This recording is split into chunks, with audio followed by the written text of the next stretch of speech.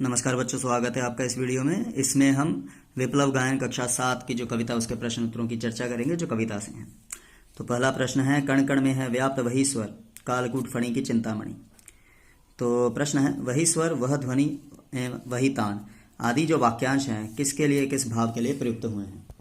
तो बच्चों, वही स्वर वह ध्वनि एवं वही तान नव निर्माण हेतु जनता को जागृत करने के चिंतन के लिए प्रयुक्त हुए हैं।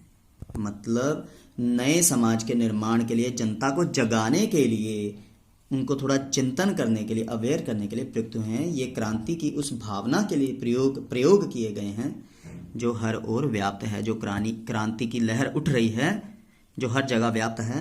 ठीक है, उसके लिए, उस भावना के लिए प्रयुक्त हुआ है, मतलब प्रयोग किया गया है। आगे है, वही स्वर वह ध्वनि एवं वही तान से संबंधित भाव का रुद्ध गीत की क्रुद्ध तान है निकली मेरी अंतरतल से। पंक्तियों से क्या कोई संबंध बनता है? तो बच्चों, इसका उत्तर है सर्वप्रथम हाँ। वही स्वर वह ध्वनि एवं वही तान में जो भाव है उसका रुद्ध गीत की क्रुद्ध तान है निकली मेरे अंतरतल से, इस पंक्ति से संबंध बनता है। क्या बनता है?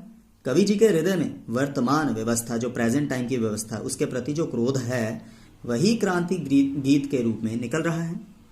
तो यही क्रांति गीत फिर कण कण में व्याप्त होकर प्रतिध्वनित होने लगता है। मतलब इको, जो उनके मन से ये गीत निकले हैं हर ओर वही गूंज रहे हैं।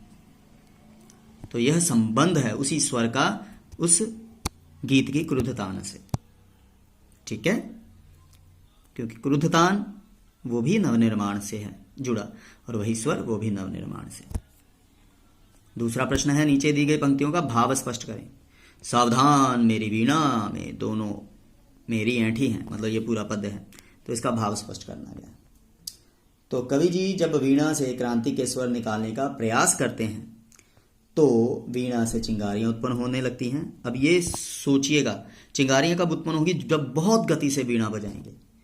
मिजराबें टूट जाती हैं और कवि जी की अंगुलियां ऐंठ जाती हैं। जो अंगुलियों में मिजराबें डाली थी वो टूट गई और अंगुलियां ऐंठ गई, अकड़ गई।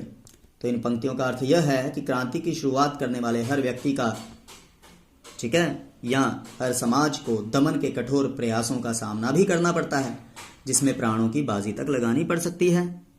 ठीक है बच्चों, जैसे हमारे देशभक्तों ने देश को आज़ाद कराना था, वो एक बदलाव था, तो कितने देशभक्त शहीद भी हुए हैं।